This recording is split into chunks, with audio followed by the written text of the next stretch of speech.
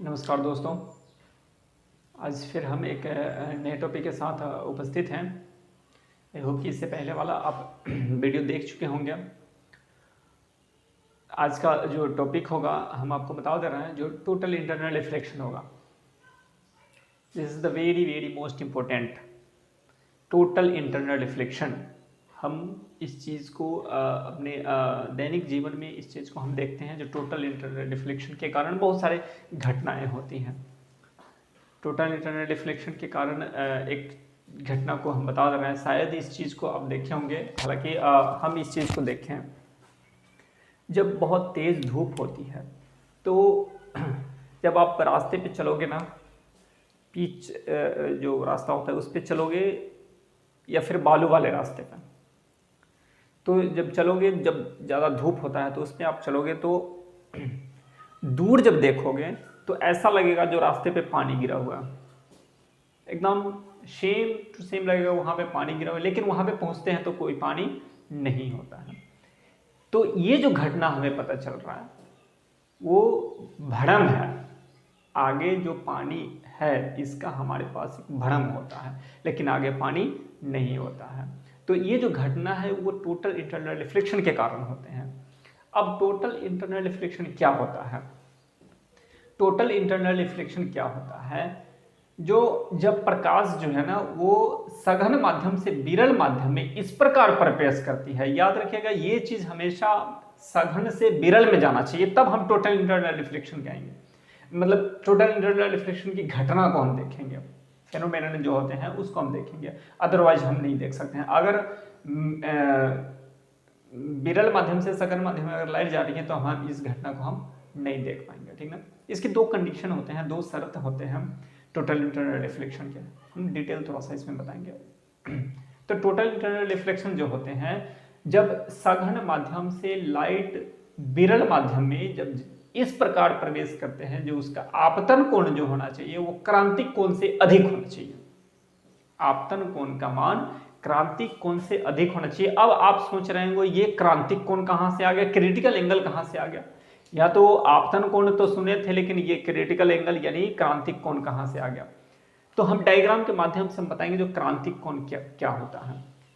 क्रांतिक कोण एक कंडीशन होता है, ठीक ना। और सभी मटेरियल के लिए, जो भी ट्रांसपेरेंट मटेरियल होते हैं उसके लिए जो क्रिटिकल एंगल जो होते हैं वो डिफरेंट होते हैं, अलग अलग होते हैं। तो टोटल इंटरनल रिफ्लेक्शन के बारे में हम आगे बता रहे हैं। जैसे मान लेते हैं हमारे पास एक कांच है।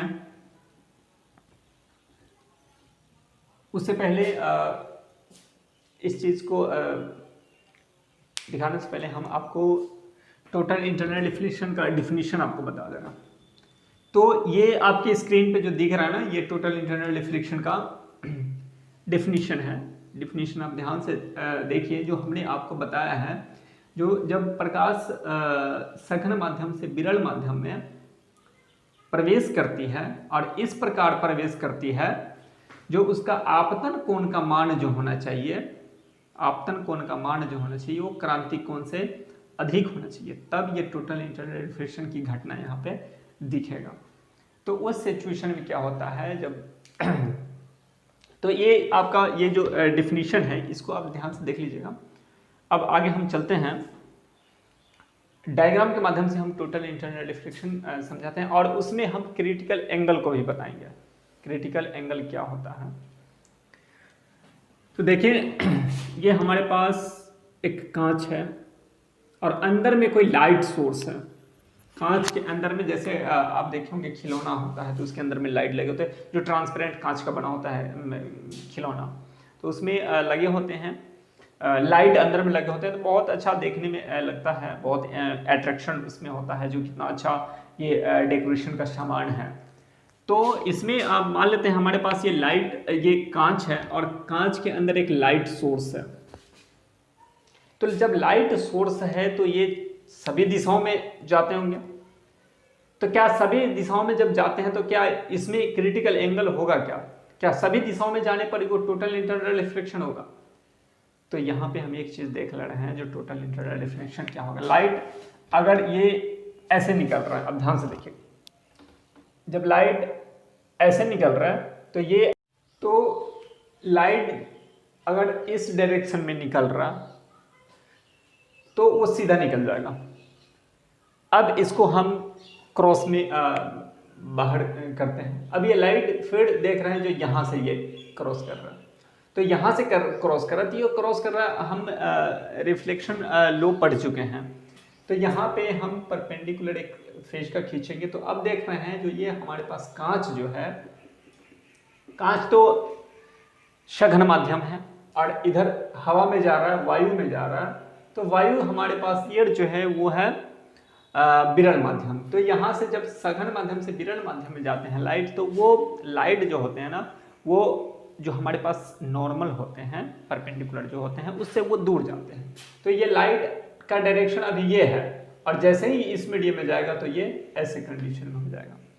फिर इस पॉइंट से इस पॉइंट तक अगर ऐसे जा रहा है, तो इस पॉइंट पे भी हम एक परपेंडिकुलर खींचेंगे। अब ये फिर ऐसे हो जाएगा। यानी आप एक चीज आप ध्यान से देख रहे होंगे, जो यहाँ पे जो ये जो एंगल है, धीरे धीरे धीरे धीरे क्या होते जा रहा है, वो बढ़ते जा रहा है। यानी रिफ्रैक्टिव एंगल जो है वो धीरे धीरे क्या होते जा रहा है, बढ़ते जा रहा है। आगे फिर हम अगला पॉइंट को अगर लेते हैं, तो यहाँ से तो ये भी परपेंडिकुलर, तो ये भी ऐसे। अब देखिए इस सिचुएशन में धीरे धीरे ये बढ़ते जा रहा है, और जब इस सिचुएशन में जब ये बढ़ते जा रहा है, तो एक सिचुएशन ऐसा आएगा जो लाइट न उस मीडियम में रहेगा न इस मीडियम में रहेगा। उस समय उसकी इंटेंसिटी जीरो हो जाता है। तो ये यहाँ से ऐसे आएगा और इसी माध्यम में रह जाएगा, वो पार नहीं करेगा। तो इस सिचुएशन में आप देखिए ये जो हमारे पास रिफ्रैक्टिव एंगल हो गया वो 90 डिग्री हो गया।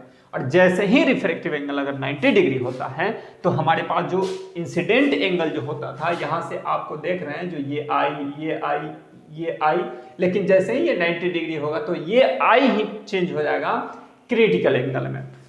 अब उस सिचुएशन में हम उस एंगल को, जब हमारे पास रिफ्लेक्टिव एंगल 90 डिग्री हो जाएंगे, तब हम उस जो हमारे पास इंसिडेंट एंगल होंगे उसको हम क्रिटिकल एंगल कहेंगे। यानी हम कह सकते हैं R equal to 90 degree then I equal to C, यानी I हमारा चेंज हो जाएगा क्रिटिकल एंगल में। तो यहाँ पे जब उस मीडियम में नहीं जाएगा, तो अब इसके बाद क्या होगा, फिर अगर दूसरा सोर्स यही रहेगा, यहाँ से अगर हम लाइट को देख रहे हैं तो ये बाहर नहीं निकल के इस सिचुएशन में यहाँ पे मुड़ जाएगा। ये कंडीशन हो जाएंगे इसके, यानी वो लाइट बाहर नहीं निकलेगा, लाइट फिर से उसी मीडियम में रिटर्न हो जाएगा और एक निश्चित एंगल से फिर वो बाहर निकलेगा, तो वो बहुत चमकता हुआ निकलेगा। तो ये होता है टोटल इंटरनल रिफ्लेक्शन। जो लाइट वो उसी माध्यम में रह जाता है, वो बाहर निकलता है। कुछ बहुत सारे एक पॉइंट से जब बाहर निकलते हैं तो बहुत ही ब्राइट करते हैं, जिसको हम देखते हैं तो बहुत अट्रैक्टिव लगता है। डेकोरेशन के सामान में इस सब चीज़ को यूज़ किया जाता है, हालांकि इसको नहीं यूज़ किया जाता है। डेकोरेशन के सामान में इस तरह का प्रिंसिपल वर्क करता है। टोटल इंटरनल रिफ्लेक्शन यानी पूर्ण आंतरिक परावर्तन। पूर्ण आंतरिक यानी अंदर में ही वो परावर्तित हो जा रहे हैं, ठीक है ना, यानी वो बाहर लाइट नहीं निकल रहा है और ये अंदर ही रहा है। तो क्रिटिकल एंगल आपको ध्यान रखना पड़ेगा। जो क्रिटिकल एंगल क्या होता है, तो जैसा कि हमने आपको बताया, जो जिस सिचुएशन में देखो यहाँ पे हम आई कहेंगे, यहाँ पे आई कहेंगे, यानी इंसिडेंट एंगल। इस पॉइंट पे भी हम आई कहेंगे, इस पॉइंट पे भी हम इस पॉइंट पे हम आई नहीं कहेंगे, तब इस पॉइंट पे हमारा जो इंसिडेंट एंगल जो हो जाएगा वो आई जो होगा वो सी में बदल जाएगा। यानी यहाँ पे आपको लिखे हैं, this is the very most important, R is equal to 90 degree then I is equal to C, यानी आई ही हमारा क्रिटिकल एंगल में कन्वर्ट हो जाते हैं। ये था टोटल इंटरनल रिफ्लेक्शन। इसके दो कंडीशन हमको बता रहे हैं। जिसके दो कंडीशन जो होते हैं, वो फर्स्ट कंडीशन क्या है, फर्स्ट कंडीशन है, यानी फर्स्ट शर्त जो है वो क्या होना चाहिए, लाइट जो होना चाहिए हमेशा सघन माध्यम से विरल माध्यम में होना चाहिए। और दूसरा क्या है, जो आपतन कोण जो होना चाहिए वो क्रांतिक कोण से, क्रिटिकल एंगल से अधिक होना चाहिए। आज की वीडियो में इतना ही, धन्यवाद।